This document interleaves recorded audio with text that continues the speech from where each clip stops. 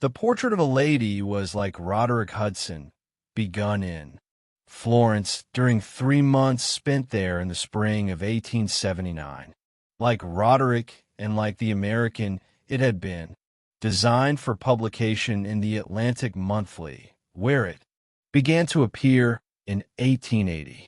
It differed from its two predecessors, however, in finding a course also open to it from month to month in Macmillan's magazine, which was to be for me one of the last occasions of simultaneous serialization in the two countries that the changing conditions of literary intercourse between England and the United States had up to then left unaltered.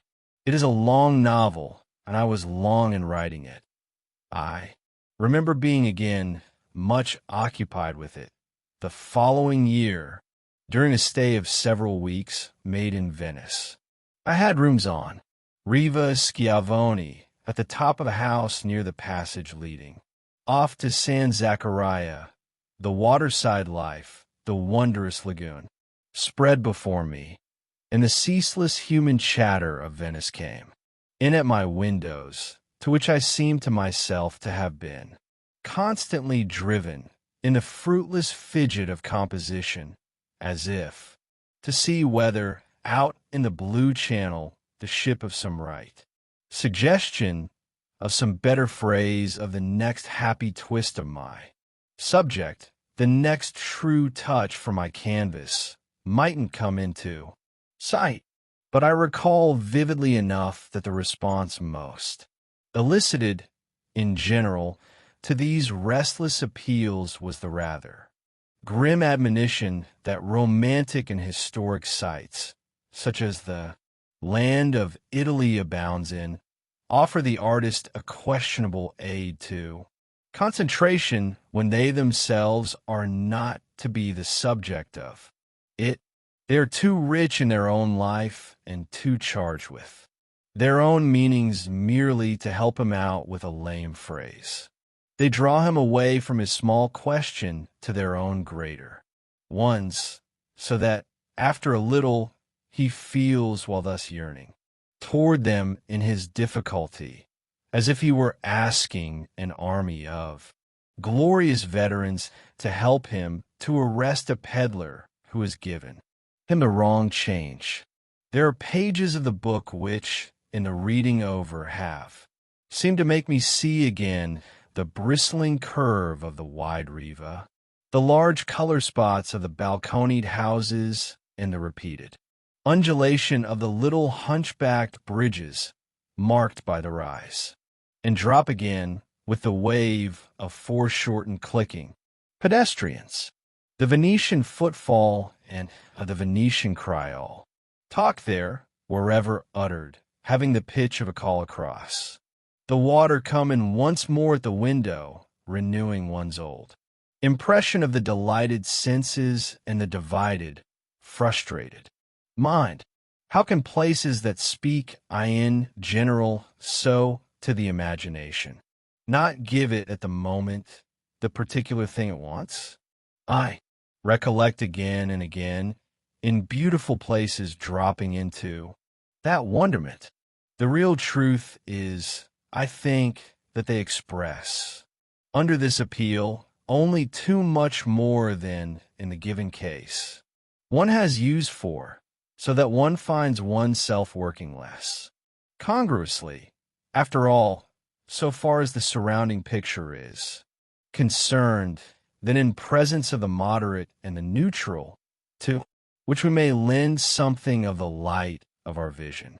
Such a place as Venice is too proud for such charities. Venice doesn't borrow, she but all magnificently gives.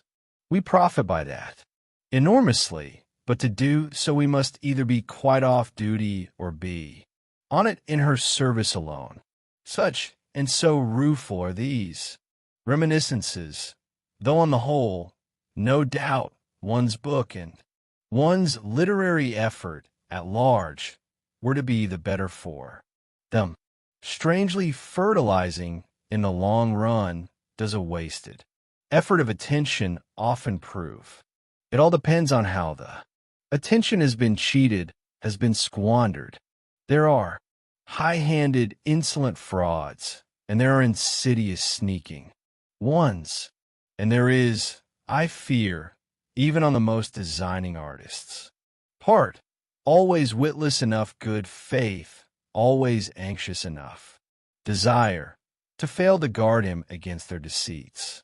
Trying to recover here, for recognition, the germ of my idea, I see that it must have consisted not at all in any conceit of a plot, nefarious name, in any flash upon the fancy of a set of relations, or in any one of those situations that, by a logic of their own, immediately fall for the fabulist into movement, into a march or a rush, a patter of quick steps, but altogether in the sense of a single character, the character and aspect of a particular engaging young woman, to which all the usual elements of a subject, certainly of a setting, were to need to be added, quite as interesting as the young woman herself at her best, do I find, I must again repeat,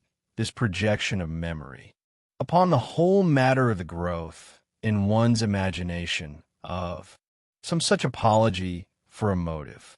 These are the fascinations of the fabulous art, these lurking forces of expansion, these necessities of upspringing in the seed, these beautiful determinations on the part of the idea entertained to grow as tall as possible, to push into the light and the air and thickly flower there, and quite as much these fine possibilities of recovering from some good standpoint on the ground gained, the intimate history of the business of retracing and reconstructing its steps and stages.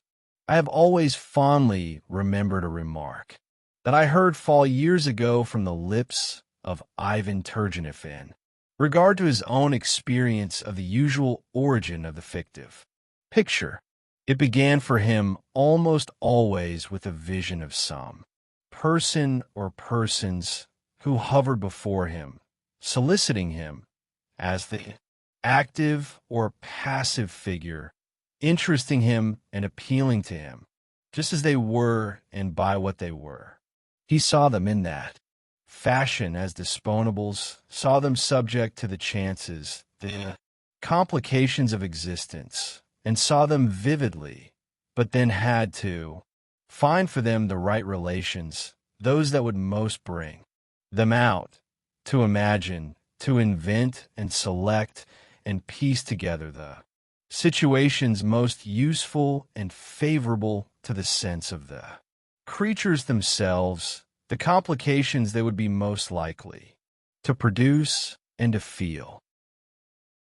To arrive at these things is to arrive at my story, he said, and that's the way I look for it. The result is that I'm often accused of not having story enough. I seem to myself to have as much as I need to show my people, to exhibit their relations with each other, for that is all my measure. If I watch them long enough, I see them come together, I see them placed, I see them engaged in this or that act, and in this or that difficulty, how they look and move and speak and behave always. In the setting I have found for them is my account of them of, which I dare say, alas, que cela manque souvent d'architecture. But I would rather, I think, have too little architecture than too much when there's danger of its interfering with my measure of the truth. The French, of course, like more of it than I give, having by their own genius such a hand for it, and indeed one must give all one can. As for the origin of one's wind-blown germs themselves, who shall say, as you ask, where they come from? We have to go too far back, too far behind to say, isn't it all we can say that they come from every quarter of heaven, that they are there at almost any turn of the road. They accumulate, and we are always picking them over, selecting among them. They are the breath of life by which I mean that life in its own way breathes them upon us. They are so, in a manner, prescribed and imposed floated into our minds by the current of life, that reduces to imbecility the vain critic's quarrel, so often with one subject, when he hasn't the wit to accept it. Will he point out, then, which other it should properly have been? His office being essentially to point out, il en serait bien, embarrass. Where he points out what I've done or failed to do. With it, that's another matter. There he's on his ground. I give him up my sarchitecture, my distinguished friend concluded, as much as he will. So this beautiful genius, and I recall with comfort the gratitude I drew from his reference to the intensity of suggestion that may reside in the stray figure, the unattached character, the image, and disponibilite. It gave me higher warrant than I seemed then to have met for just that blessed habit of one's own imagination, the trick of investing some conceived or encountered individual, some brace or group of individuals with the germinal property and authority. I was myself so much more antecedently conscious of my figures than of their setting, a too preliminary, a preferential interest in which struck me as in general such a putting of the cart before the horse. I might envy, though I couldn't emulate, the imaginative writer so constituted as to see his fable first, and to make out its agents afterwards. I could think so little of any fable that didn't need its agents positively to launch it. I could think so little of any situation that didn't depend for its interest on the nature of the persons situated and thereby on their way of taking it. Their methods of so-called presentation, I believe among novelists who have appeared to flourish, that offer the situation as indifferent to that support, but I have not lost the sense of the value for me at the time of the admirable Russian's testimony to my not needing, all superstitiously, to try and perform any such gymnastic. Other echoes from the same source linger with me, I confess, as unfadingly, if it be not all indeed one much embracing echo. It was impossible after that not to read, for one's uses high lucidity, into the tormented and disfigured and bemuddled question of the objective value, and even quite into that of the critical appreciation of subject in the novel. One had had from an early time, for that matter, the instinct of the right estimate of such values, and of its reducing to the inane the dull dispute over the immoral subject and the moral, recognizing so promptly the one measure of the worth of a given subject, the question about it that, rightly answered, disposes of all others. Is it valid? In a word, is it genuine? Is it sincere? The result of some direct impression or perception of life? I had found small edification mostly in a critical pretension that had neglected from the first all delimitation of ground and all definition of terms. The air of my earlier time shows to memory as darkened all round with that vanity, unless the difference today be just in one's own final impatience, the lapse of one's attention. There is, I think, no more nutritive or suggestive truth in this connection than that of the perfect dependence of the moral sense of a work of art on the amount of felt life concerned in producing it. The question comes back thus, obviously, to the kind and the degree of the artist's prime sensibility, which is the soil out of which his subject springs, the quality and capacity of that soil, its ability to grow with due freshness and straightness. Any vision of life represents strongly or weakly the projected morality. That element is but another name for the more or less close connection of the subject with some mark made on the intelligence, with some sincere experience, by which at the same time, of course, one is far from contending that this enveloping air of the artist's humanity which gives the last touch to the worth of the work is not a widely and wondrously varying element, being, on one occasion, a rich and magnificent medium, and on another a comparatively poor and ungenerous one. Here we get exactly the high price of a novel as a literary form, its power not only, while preserving that form with closeness, to range through all the differences of the individual relation to its general subject matter, all the varieties of outlook on life, of disposition to reflect and project, created by conditions that are never the same from man to man, or so far as that goes, from man to woman, but positively to appear more true to its character in proportion as it strains or tends to burst with a latent extravagance its mold. The house of fiction has in short not one window, but a million, a number of possible windows not to be reckoned, rather, every one of which has been pierced, or is still pierceable in its vast front, by the need of the individual vision and by the pressure of the individual will. These apertures of dissimilar shape and size hang so all together over the human scene that we might have expected of them a greater sameness of report than we find. They are but windows at the best, mere holes in a dead wall, disconnected, perch aloft. They are not hinged doors, opening straight upon life. But they have this mark of their own, that at each of them stand a figure with a pair of eyes, or at least with a field glass, which forms again and again for observation a unique instrument ensuring to the person making use of it an impression distinct from every other.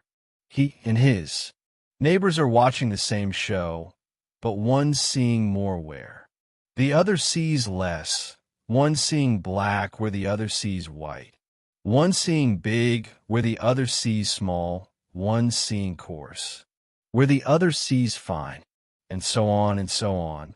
There is, fortunately, no saying on what, for the particular pair of eyes, the window may not open, fortunately, by reason precisely of this incalculability of range. The spreading field, the human scene, is the choice of subject, the pierced aperture, either broad or balconied or slit-like and low-browed, is the literary form, but they are singly or together as nothing without the posted presence of the watcher without, in other words, the consciousness of the artist. Tell me what the artist is, and I will tell you of what he has been conscious. Thereby I shall express to you at once his boundless freedom and his moral reference. All this is a long way round. However, for my word about my dim, first move toward the portrait, which was exactly my grasp of a single character and acquisition I had made, moreover, after a fashion not here to be retraced, enough that I was, as seemed to me, in complete possession of it, that I had been so for a long time, that this had made it familiar and yet had not blurred its charm, and that all urgently, all tormentingly, I saw it in motion, and, so to speak, in transit. This amounts to saying that I saw it as bent upon its fate, some fate or other, which among the possibilities being precisely the question.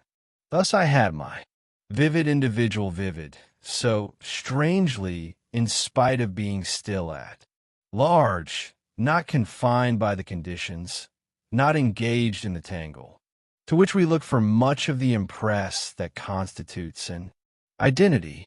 If the apparition was still all to be placed, how came it to be vivid, since we puzzle such quantities out mostly just by the business of placing them?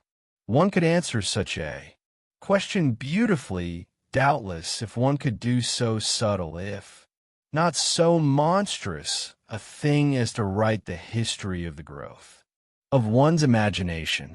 One would describe then what, at a given time, had extraordinarily happened to it, and one would so, for instance, be in a position to tell, with an approach to clearness, how, under favor of occasion, it had been able to take over straight from life, such and such a constituted, animated figure or form. The figure has to that extent, as you see, been placed in the imagination that detains it, preserves, protects, enjoys it, conscious of its presence in the dusky, crowded, heterogeneous backshop of the mind, very much as a wary dealer in precious odds and ends, competent to make an advance on rare objects confided to him, is conscious of the rare little piece left in deposit by the reduced, mysterious lady of title or the speculative amateur, and which is already there to disclose its merit afresh as soon as he shall have clicked in a cupboard door.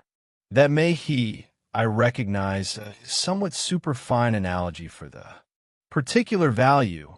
I here speak of the image of the young, feminine nature that I had for so considerable a time all curiously at my disposal, but it appears to fond memory quite to fit the fact with the recall, in addition, of my pious desire but to place my treasure right. I quite remind myself thus of the dealer resigned not to realize, resigned to keeping the precious object locked up indefinitely rather than committed at, no matter what price, to vulgar hands. For there are dealers in these forms and figures and treasures capable of that refinement. The point is, however, that this single small cornerstone, the conception of a certain young woman affronting her destiny, had begun with being all my outfit for the large building of the portrait of a lady. It came to be a square and spacious house, or has at least seemed so to me in this going over it again, but, such as it is, it had to be put up round my young woman while she stood there in perfect isolation. That is, to me, artistically speaking, the circumstance of interest, for I have lost myself once more, I confess, in the curiosity of analyzing the structure. By what process of logical accretion was this slight personality, the mere slim shade of an intelligent but presumptuous girl, to find itself endowed with the high attributes of a subject? And indeed, by what thinness, at the best, would such a subject not be vitiated? Millions of presumptuous girls, intelligent or not intelligent, daily affront their destiny, and what is it open to their destiny to be, at the most, that we should make an ado about it? The novel is of its very nature an ado about something, and the larger the form it takes, the greater, of course, the ado. Therefore, consciously, that was what one was in for positively organizing an ado about Isabel Archer. One looked it well in the face. I seem to remember this extravagance, and with the effect precisely of recognizing the charm of the problem. Challenge any such problem with any intelligence, and you immediately see how full it is of substance. The wonder being all the while as we look at the world, how absolutely, how inordinately the Isabel archers and even much smaller female fry insist on matching. George Eliot has admirably noted it. In these frail vessels is borne onward, through the ages, the treasure of human affection. In Romeo and Juliet, Juliet has to be important, just as in Adam Bede and The Mill on the Floss and Middlemarch in Daniel.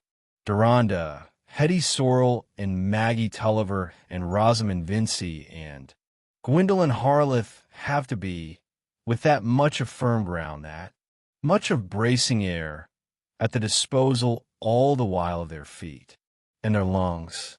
They are typical, none the less, of a class. Difficult, in the individual case, to make a center of interest. So difficult, in fact, that many an expert painter, as for instance, Dickens and Walter Scott, as for instance, even in the main so subtle a hand as that of R. L. Stevenson, has preferred to leave the task unattempted. There are in fact writers as to whom we make out that their refuge from this is to assume it to be not worth their attempting, by which pusillanimity in truth their honor is scantly saved. It is never an attestation of a value, or even of our imperfect sense of one. It is never a tribute to any truth at all, that we shall represent that value badly. It never makes up, artistically, for an artist's dim feeling about a thing that he shall do the thing as ill as possible. There are better ways than that, the best of all of which is to begin with less stupidity. It may be answered meanwhile, in regard to Shakespeare's and to George Eliot's testimony, that their concession to the importance of their Juliets and Cleopatras and Portias even, with Portia as the very type and model of the young person, intelligent and presumptuous, and to that of their Hettys and Maggies and Rosamunds and Gwendolens, suffers the abatement that these slimnesses are, when figuring as the main props of the theme, never suffered to be sole ministers of its appeal, but have their inadequacy eked out with comic relief and underplots, as the playwrights say, when not with murders and battles and the great mutations of the world, if they are shown as matching, as much as they could possibly pretend to. The proof of it is in 100 other persons made of much stouter stuff, and each involved moreover in 100 relations which matter to them, concomitantly with that one. Cleopatra matters beyond bounds to Antony, but his colleagues, his antagonists, the state of Rome, and the impending battle also prodigiously matter. Portia matters to Antonio, and to Shylock, and to the Prince of Morocco, to the 50 aspiring princes.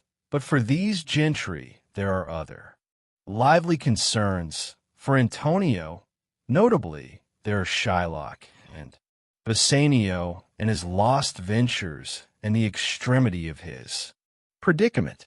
This extremity, indeed, by the same token, matters to Portia, though its doing so becomes of interest all by the fact that Portia matters to us, that she does so at any rate, and that almost everything comes round to it again, supports my contention as to this fine example of the value recognized in the mere young thing.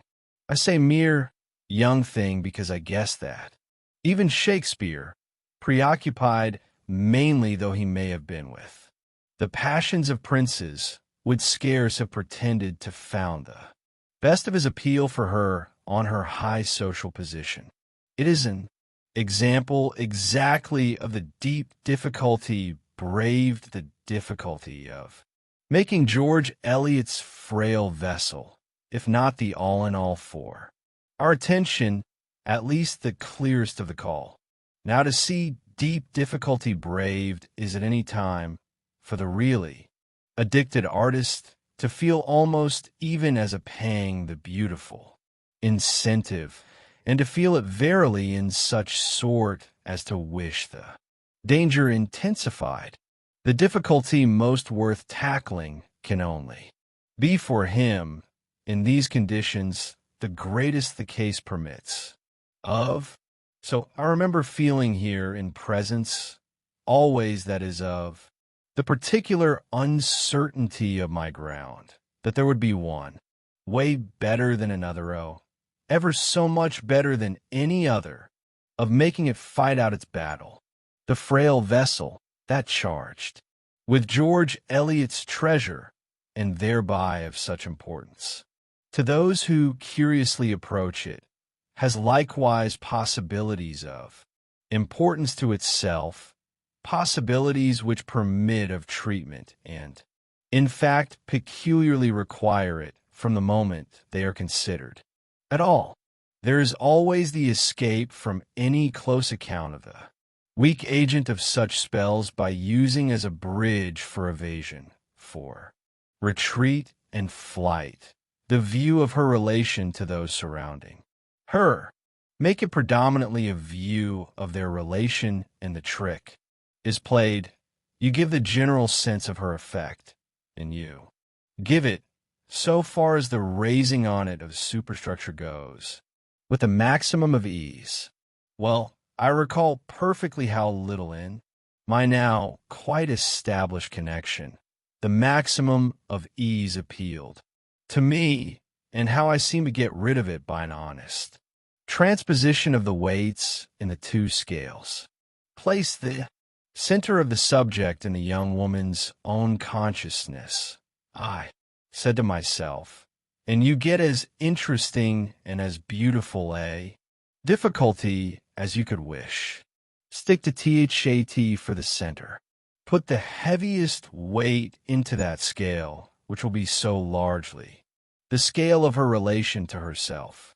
Make her only interested enough at the same time in the things that are not herself, and this relation needn't fear to be too limited.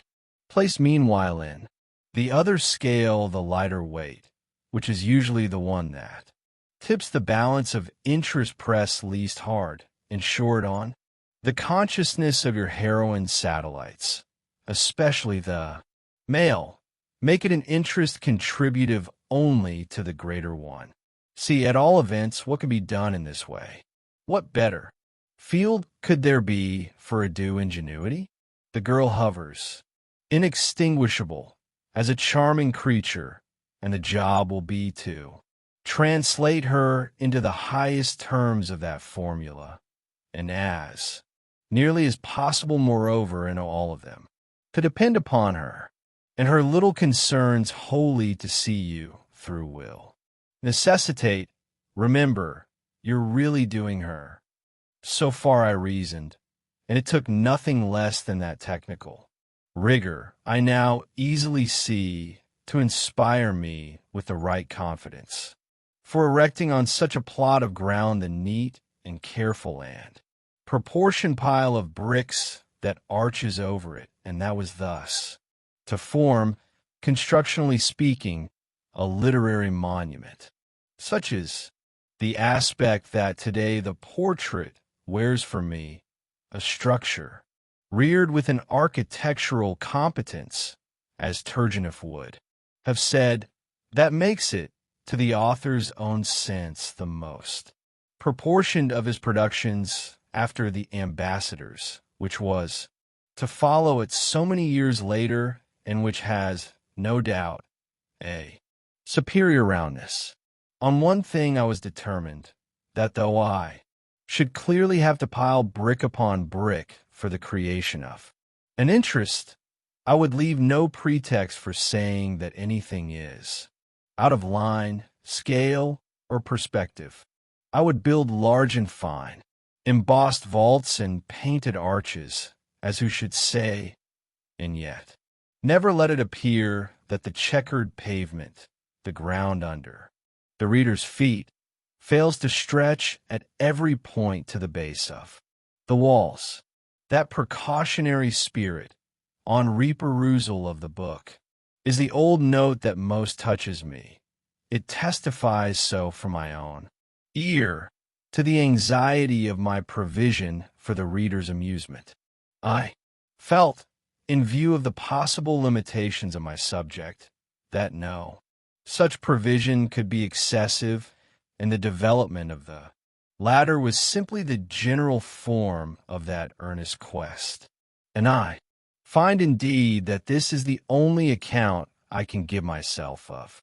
The evolution of the fable is all under the head thus named, that I conceive the needful accretion as having taken place, the right complications as having started. It was naturally of the essence that the young woman should be herself complex. That was rudimentary, or was at any rate the light in which Isabel Archer had originally dawned. It went, however, but a certain way, and other lights, contending, conflicting lights, and of as many different colors, if possible, as the rockets, the Roman candles, and Catherine wheels of a pyrotechnic display would be employable to attest that she was, I had no doubt, a groping instinct for the right complications, since I am quite unable to track the footsteps of those that constitute, as the case stands, the general situation exhibited. They are there for what they are worth, and as numerous as might be, but my memory, I confess, is a blank as to how and whence they came.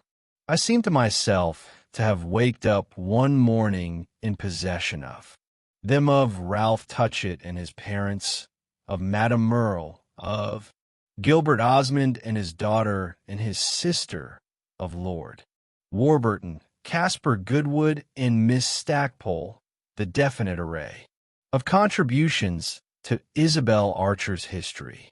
I recognized them. I knew them. They were the numbered pieces of my puzzle, the concrete terms of my plot. It was as if they had simply, by an impulse of their own, floated into my ken, and all in response to my primary question, well, what will she do?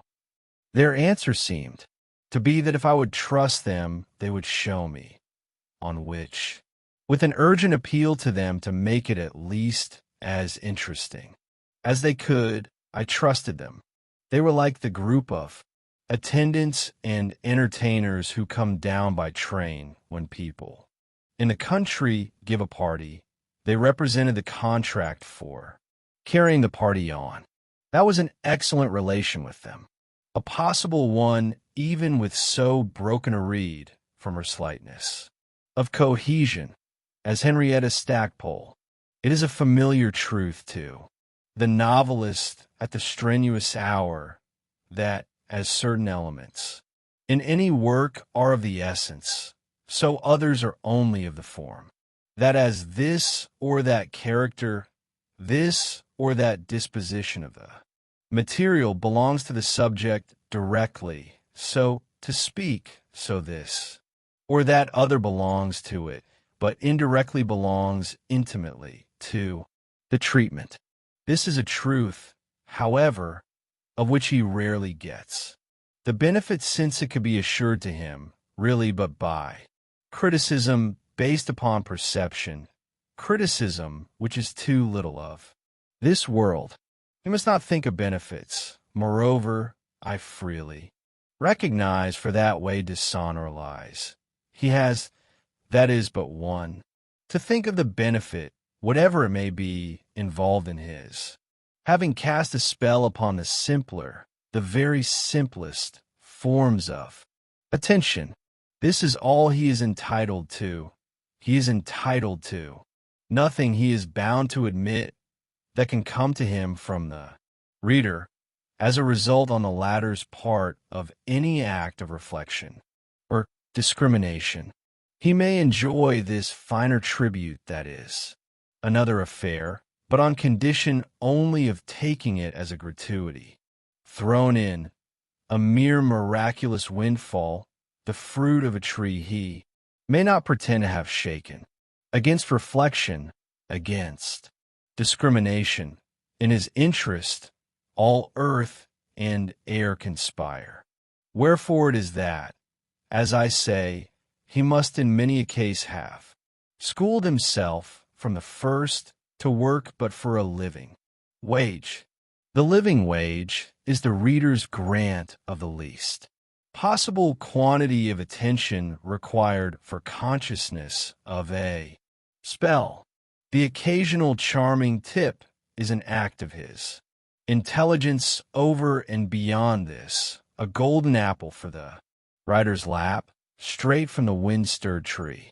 The artist may, of course, in wanton moods, dream of some paradise for art, where the direct appeal to the intelligence might be legalized, for to such extravagances as these his yearning mind can scarce hope ever completely to close itself. The most he can do is to remember they are extravagances, all of which is perhaps but a gracefully devious way of saying that Henrietta Stackpole was a good example in the portrait of the truth to which I just adverted as good an example as I could name. Were it not that Maria Gostri, in The Ambassadors, then in the bosom of time, may be mentioned as a better. Each of these persons is but wheels to the coach, neither belongs to the body of that vehicle, or is for a moment accommodated with a seat inside. There, the subject alone is ensconced in the form of its hero and heroine, and of the privileged high officials, say, who ride with the king and queen. There are reasons why one would have liked this to be felt, as in general one would like almost anything to be felt in one's work that one has one's self contributively felt. We have seen, however, how idle is that pretension which I should be sorry to make too much of. Maria Gostri and Miss Stackpole, then, are cases, each, of the light facile, not of the true agent. They may run beside the coach for all they are worth. They may cling to it till they are out of breath, as poor Miss Stackpole also visibly does, but neither all the while so much as gets her foot on the step, neither ceases for a moment to tread the dusty road. Put it even that they are like the fishwives who helped to bring back to Paris from Versailles on that most ominous day of the first half of the French Revolution, the carriage of the royal family. The only thing is that I may will be asked, I acknowledge, why then, in the present fiction, I have suffered Henrietta, of whom we have indubitably too much, so officiously, so strangely, so almost inexplicably to pervade. I will presently say what I can for that anomaly and, in the most conciliatory fashion. A point I wish still more to make is that if my relation of confidence with the actors in my drama, who were unlike Miss Stackpole, true agents, was an excellent one to have arrived at, there still remained my relation with the reader, which was another affair altogether, and as to which I felt no one to be trusted but myself. That solicitude was to be accordingly expressed in the artful patience with which, as I have said, I piled brick upon brick, the bricks for the whole counting over, putting for bricks little touches and inventions and enhancements, by the way affect me in truth as well-nigh innumerable and as ever so scrupulously fitted together and packed in. It is an effective detail of the minutest, though, if one were in this connection say all, one would express the hope that the general, the ampler air of the modest monument still survives. I do at least seem to catch the key to a part of this abundance of small, anxious, ingenious illustration as I recollect putting my finger in my young woman's interest on the most obvious of her predicates. What will she do? Why, the first thing she'll do will be to come to Europe, which in fact will form, and all, inevitably, no small part of her principal adventure. Coming to Europe is, even for the frail vessels in this wonderful age, a mild adventure, but what is truer than that on one side the side of their independence of flood and field, of the moving accident, of battle and murder and sudden death, her adventures are to be mild, without her sense of them, her sense for them, as one may say, they're next to nothing at all. But isn't the beauty and the difficulty just in showing their mystic conversion by that sense, conversion into the stuff of drama, or even more delightful words still of story? It was all as clear, my contention, as a silver bell. Two very good instances, I think, of this effect of conversion, two cases of the rare chemistry, are the pages in which Isabel, coming into the drawing room at Garden Court, coming in from a wet walk or whatever that rainy afternoon, finds Madame Merle in possession of the place, Madame Merle seated, all absorbed but all serene at the piano, and deeply recognizes in the striking of such an hour, in the presence there among the gathering shades of this personage of whom a moment before she had never so much as heard, a turning point in her life. It is dreadful to have too much for any artistic demonstration, to shut one's eyes and insist on one's intentions, and I am not eager to do it now, but the question here was that of producing the maximum of intensity with the minimum of strain. The interest was to be raised to its pitch, and yet the elements to be kept in their key, so that, should the whole thing duly impress, I might show what an exciting inward life may do for the person leading it, even while it remains perfectly normal. And I cannot think of a more consistent application of that ideal, unless it be in the long statement, just beyond the middle of the book, of my young woman's extraordinary meditative vigil on the occasion that was to become for her such a landmark. Reduced to its essence, it is but the vigil of searching criticism, but it throws the action further forward that 20 incidents might have done. It was designed to have all the vivacity of incidents and all the economy of picture. She sits up by her dying fire, far into the night, under the spell of recognitions on which she finds the last sharpness suddenly wait. It is a representation simply of her motionlessly seeing, and an attempt withal to make the mere still lucidity of her act as interesting as the surprise of a caravan or the identification of a pirate. It represents, for that matter, one of the identifications dear to the novelist and even indispensable to him. But it all goes on, without her being approached by another person and without her leaving her chair. It is obviously the best thing in the book, but it is only a supreme illustration of the general plan.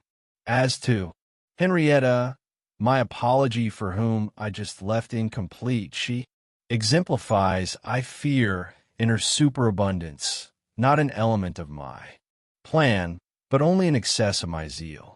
So early was to begin my tendency to overtreat rather than undertreat when there was choice or danger. My subject, many members of my craft, I gather, are far from agreeing with me, but I have always held over-treating the minor disservice, treating that of the portrait amounted to never forgetting by any lapse that the thing was under a special obligation to be amusing.